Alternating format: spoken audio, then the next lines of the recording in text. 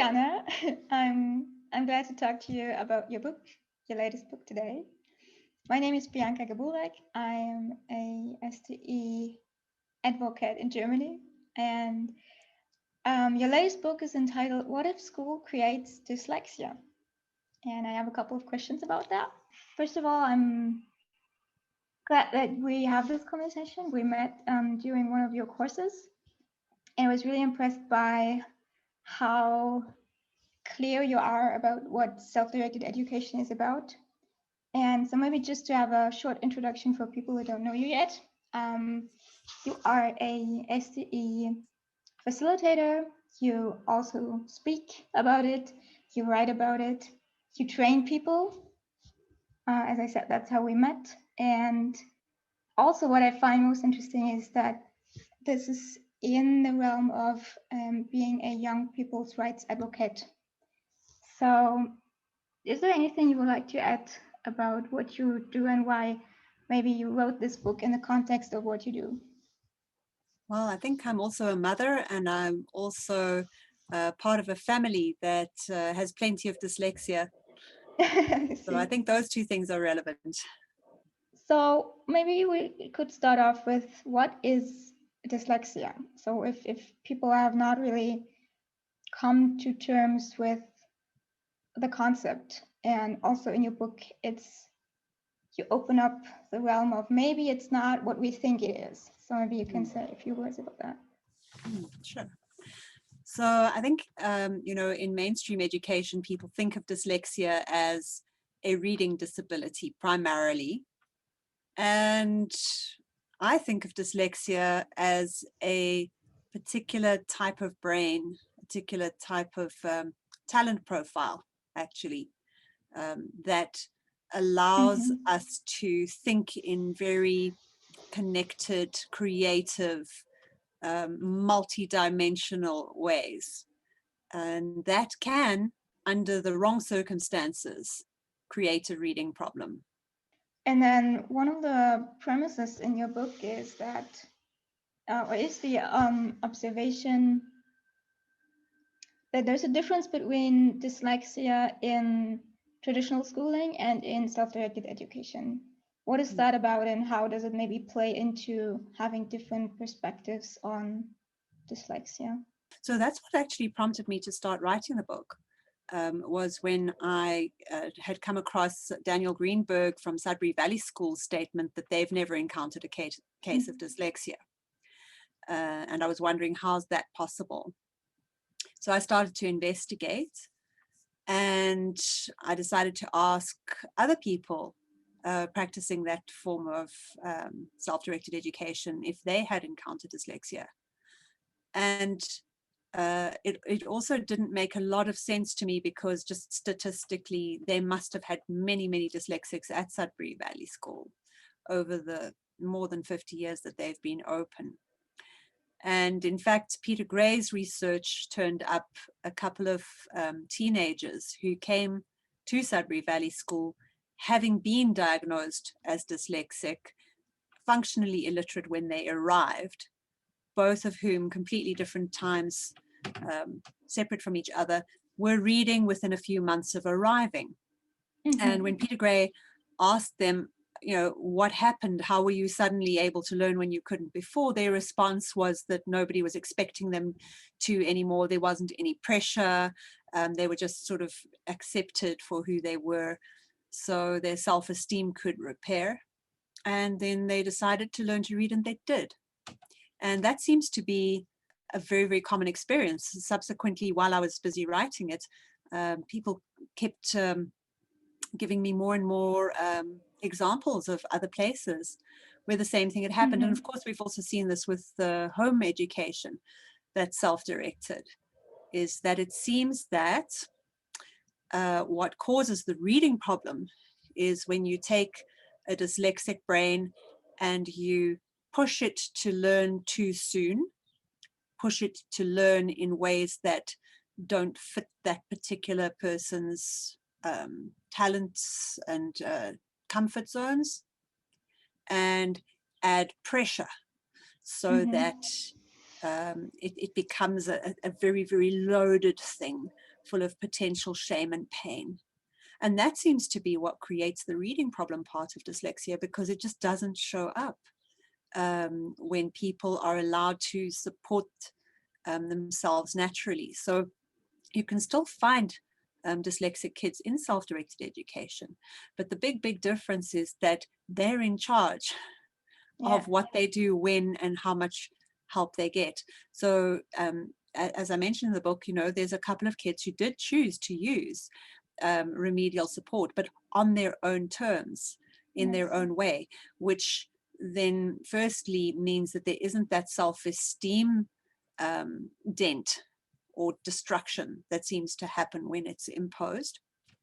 And secondly, that they seem to have probably a better outcome, because one of the things that I've seen in mainstream education is that even kids who sometimes get years and years and years of remediation still hate reading at the end, whereas in self-directed education, the kids that start to read very late and with a lot of difficulty can still end up loving reading, because the process isn't something that shames them, isn't something that makes them feel deficient, isn't something that's pressured.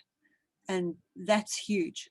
If we look at this is also where in the book I distinguish between dyslexia, just ordinary spelling, and dyslexia with a DYS capital.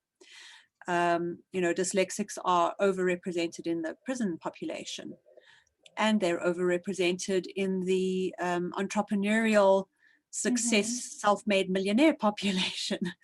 Those two very, very different possibilities, I think, point to the fact that dyslexia isn't as much a reading problem as it is a self-esteem and self-perception problem. And that's really the thing that we need to avoid creating. That's a big one. I mean, that's a big statement. I kept thinking while we were talking about the examples that you brought up in the book on very successful people. What you are describing sounds to me, and from what I know about suburban schools and my daughter being in democratic schooling and stuff, it's not just that there's less of a probability that there's a deficiency around that, but it also seems to open up way more possibilities on the positive spectrum of what this means for your brain. Yeah, is there maybe something that you would like to elaborate on? Apart from the question of imposing pressure and pushing people to read too soon, there's also the question of the rest of one's education, because most dyslexic brains seem to be quite talented in specific ways. Some are very, very good at engineering, for example, or story creation, or dance, or sport. There's a lot of talent associated with dyslexia, because that brain is specialized for things that aren't linear, aren't predictable, aren't everything that mainstream education is. So there's this other thing in that, if you're forcing, pushing, pressuring, shaming a child into spending huge amounts of time working on their reading because it's a weakness and it's necessary for the way that you've set up your curriculum, you're also depriving them of the opportunity to actually develop that talent that they've got, whatever it may be, and those interests that they've got. And sometimes it's quite a range of interests also with dyslexia. I mean, I think of a very gifted physiotherapist that I spotted as dyslexic, and he confirmed it. And he's amazing as a physio. But I mean, he's got a heck of a woodwork shop going at home, does the most amazing carpentry, and he's an absolute expert in tennis rackets and of all things. He's got this huge collection and he knows everything about their construction and their design and their history. And so, those kinds of sort of special interests and talents that can be developed are really the upside of dyslexia. And that's where the term dyslexia becomes an unfortunate term, because it's a negative term. And that reading difficulty is such a small part of it. And that's what we've come to think of as being dyslexic. So there's also this huge fallout at the moment for kids when they discover they're dyslexic. And that's where I love the Made by Dyslexia movement that people like Branson and Jamie Oliver are championing, to kind of reframe that for kids, to really realize, as Jamie Oliver says, the response to somebody finding out that they've got dyslexia should be to congratulate them. Yeah. And so, for me, it's just really tragic that, kids with so much potential are being made to feel like the bottom of the class, and they have to work extra hard to get there.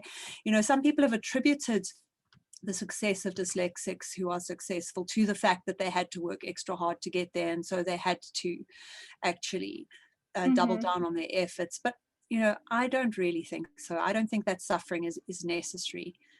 In self-directed education, I've seen exactly the opposite happen. I've seen kids who've thrived all the way and haven't had to double down on any level of effort still.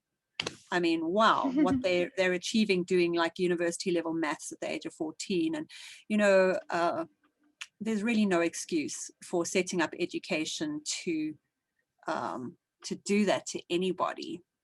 If somebody is listening to this with a young person just having been diagnosed dyslexic and maybe wondering, what could I do to best support my child or the young person I'm with at times, what would you say to them, like following the main thoughts of your book? Yeah.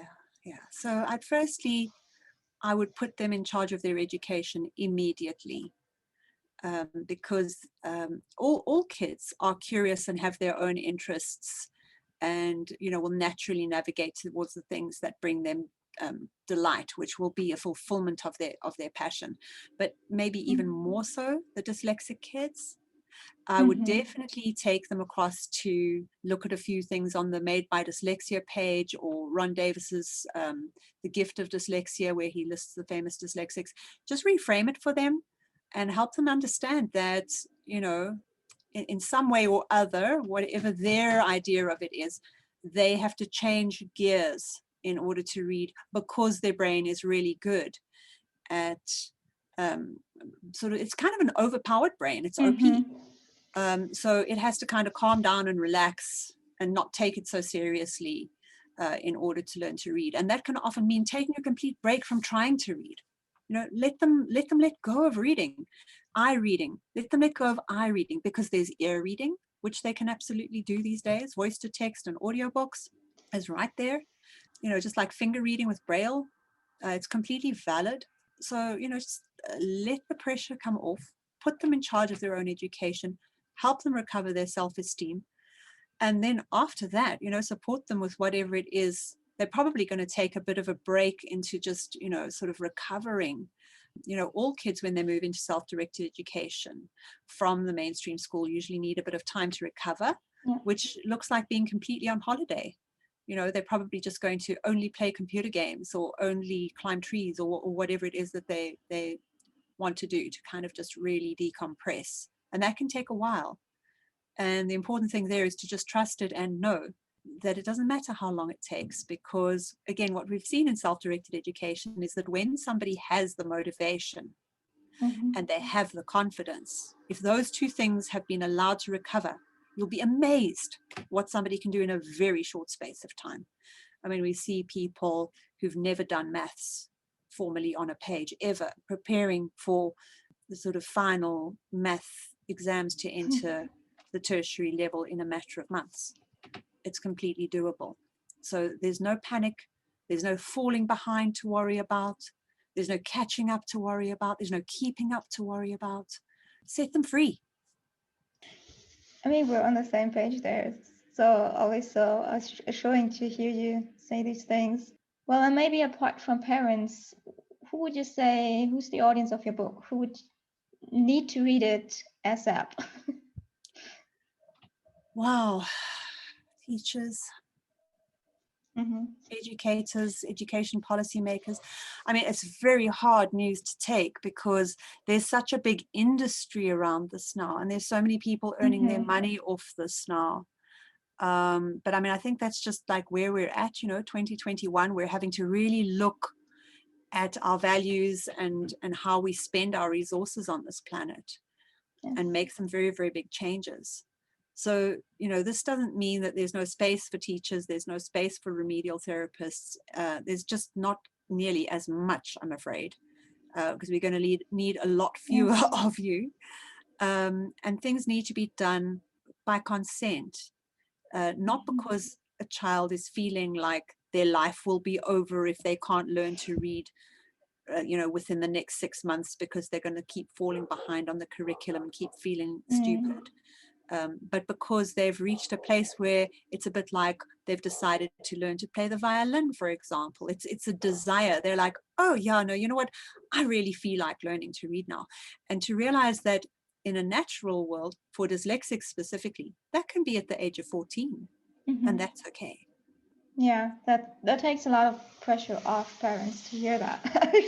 I've seen that happen to many parents I talked to who were afraid to go a self-directed path with their families or with their young ones, because they were afraid that they might miss out on those basic skills, and hearing that this is not going to be very likely. Yeah. That is always a very good information to pass on. Yeah, you see, I think the big shift is realizing that school is school, and that that's not education, that school and education are not the same thing. So, you know, if your child is going to stay in mainstream school, they're going to be disabled by not being able to read well as early as possible.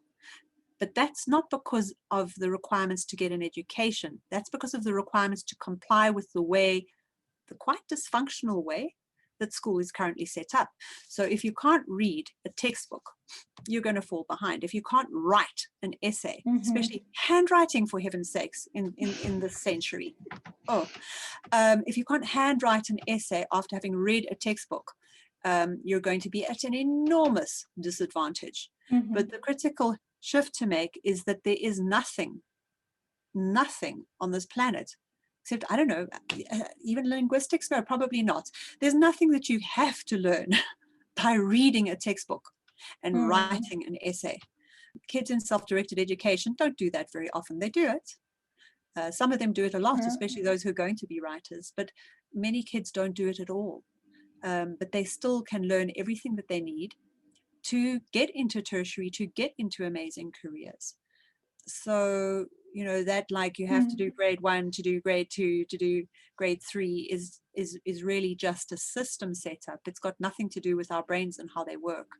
You know, I've literally watched somebody have to learn about long division because they were doing probability maths, and they, you know, that was when they had the motivation. Then they went and got those foundations filled in as they needed them. It's just not true that they had to have done this 3 years ago at the age that school decided they had to do it at. And the same thing goes for reading. So what all of the self-directed education facilities are telling me, and what I've seen in ours as well, is that it doesn't matter when they learn. By the time they're about 18, you can't really tell who learned early and who learned late, because that learning curve, once it hits, is very, very steep. And once there is that sense of mastery, and this is just the thing to keep banging home, as long as there's confidence and that self-esteem is intact, and this is where people think that, oh, this is going to be so hard if they haven't had that early support.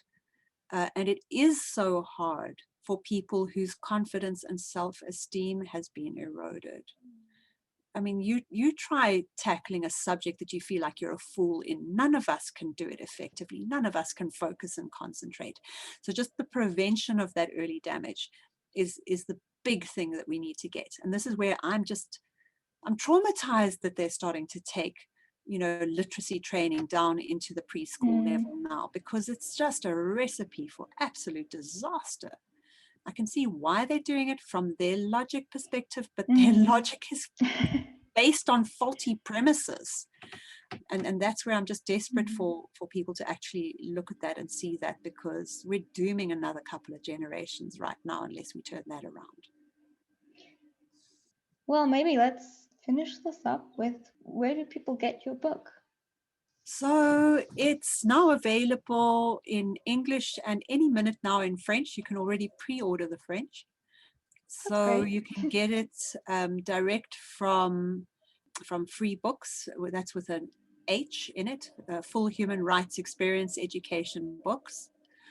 I think at gmail.com is the easiest address to remember. And then, of course, on Amazon, it's also available. And then there's also an ebook version on Smashwords. If you just search for my name, it's easy to find. And it's a short read. It's a quick read, and it's a fun read. I reckon it is. I can. I reckon if I was making a book for, about dyslexia, it shouldn't be too long and complicated. I am also working on an audiobook, but that might take a little longer. But there's great text-to-speech apps available now, really. There's no excuse for anybody to force anybody to iRead anymore these days. Well, thank you, Jonathan. Thank you, Bianca. Good luck with your book, and hopefully talk to you soon. Great. Thank you. Thank you. Bye.